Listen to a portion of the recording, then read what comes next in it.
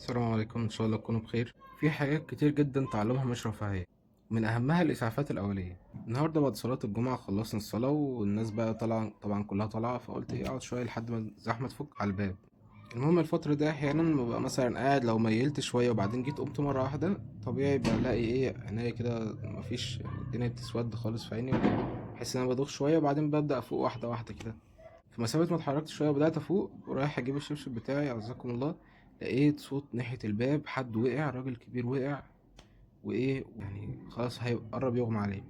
سبت الشبشب وطلعت جري، لقيته حد أصلا نعرفه، ربنا يعافيه ويعفو عنه يا رب، راجل محترم كبير.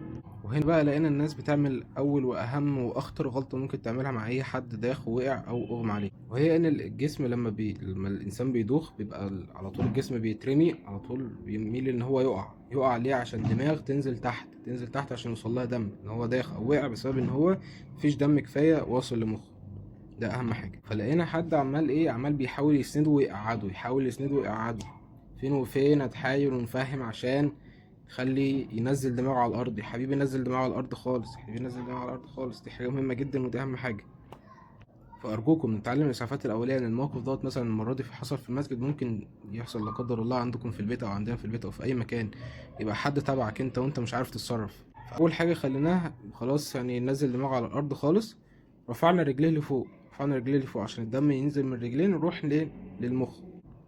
كان هو وقع على دقنه اتعور، فحطينا منديل على الدقن وحاولنا ايه نقفل الدم وكده. بدأنا نتحاور معاه ونتجاوب معاه بعد ما رفعنا رجلين لفوق وبدأ يفوق شوية. يا عم الحاج انت عندك سكر؟ قال لنا اه.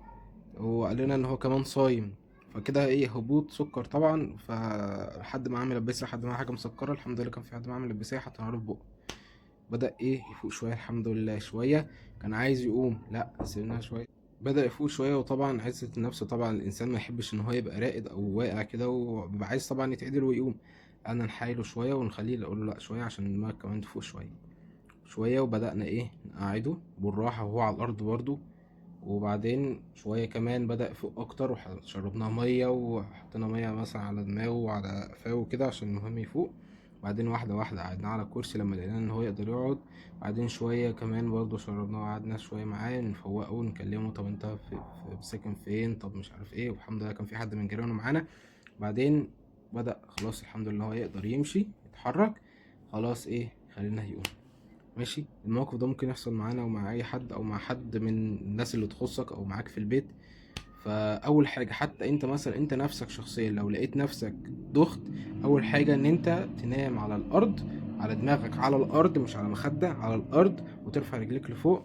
وتشوف لو انت مثلا مكلتش او صايم تاخد حاجه مسكره، تكلم حد او تنده على حد يجيب لك حاجه مسكره. لو انت واكل حاجات سكريه كتير، حاجات مسكره كتير، فانت كده هجالك هبوط من كتر السكريات، فانت تجيب حاجه حادقه.